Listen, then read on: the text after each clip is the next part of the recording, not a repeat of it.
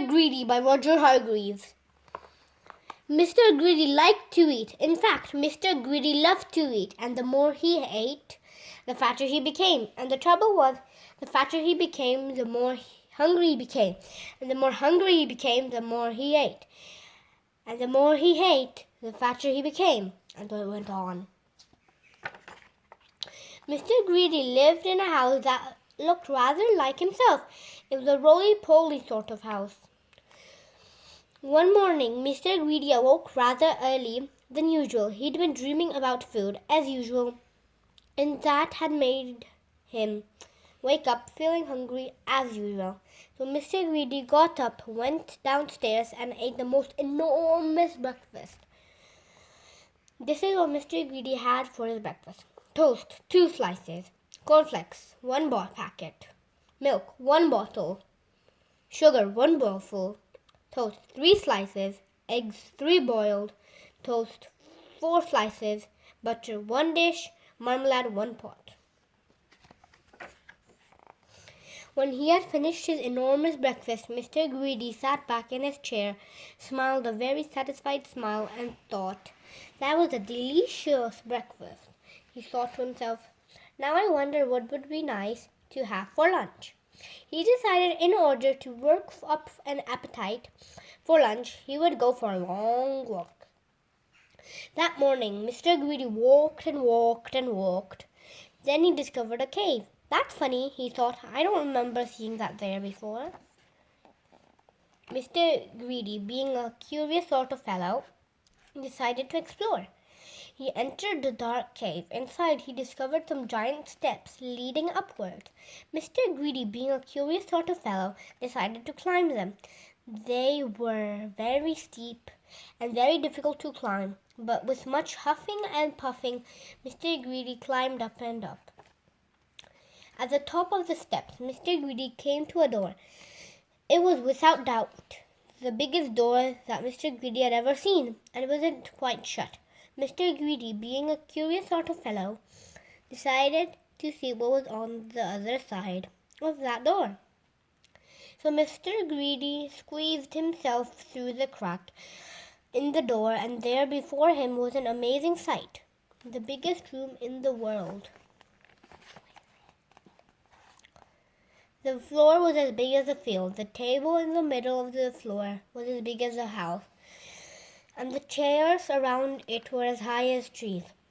Mr. Greedy felt very small. Then he sniffed. Coming from somewhere up on the top of the gigantic table was the most delicious food smell that Mr. Greedy had ever smelled.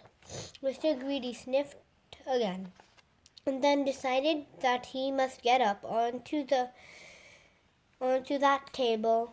So he began to climb up the leg of the enormous chair. It was very difficult, and it took him a long time. But eventually, Mr. Greedy stood on the table. Everything was larger than life. Salt boxes and pepper pots were both as big as pillars. There was a bowl of fruit on the table, and Mr. Greedy tried to lift one of those oranges. And Mr. Greedy, being Mr. Greedy, took a bite out of one of those apples there. Then he looked around. Over on the other side of the table stood the source of that delicious smell. A huge, enormous, gigantic colossal plate, and on the plate, huge, enormous, gigantic colossal sausages the size of pillows, and huge, enormous, gigantic, colossal potatoes the size of beach balls, and the huge, enormous, gigantic, colossal peas the size of cabbages. Mr. Greedy hurried across the table towards the plate, and being Mr. Greedy, began to eat. Suddenly a shadow fell across the plate, and Mr. Greedy found himself being picked up by a giant hand and looking into the eyes of a real giant. "And who," thundered the giant, "are you?" Mr. Greedy was so frightened that he could only just manage to squeak his name. "Mr. Greedy," he squeaked. The giant laughed. "Ha ha ha!" A laugh as loud as thunder. "Greedy by name and greedy by nature. he bellowed. "Well, I think, Mr. Greedy, that you need to be taught a lesson." And what a lesson it was.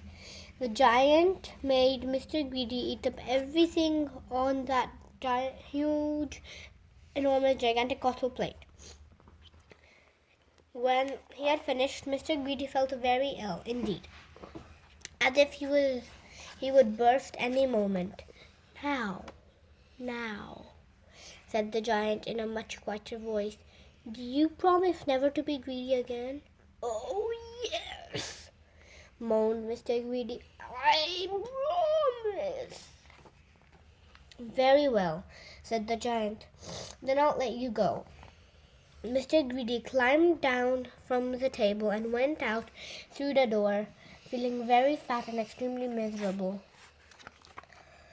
And from that day to this, Mr. Greedy has kept his promise. And do you know something else as well? Mr. Greedy doesn't look like he used to look anymore. He now looks like this, which I think suits him a lot better, don't you? So if you know anybody who's as greedy as Mr. Greedy used to be, you know what to tell them, don't you? Beware of giants. The book has indeed.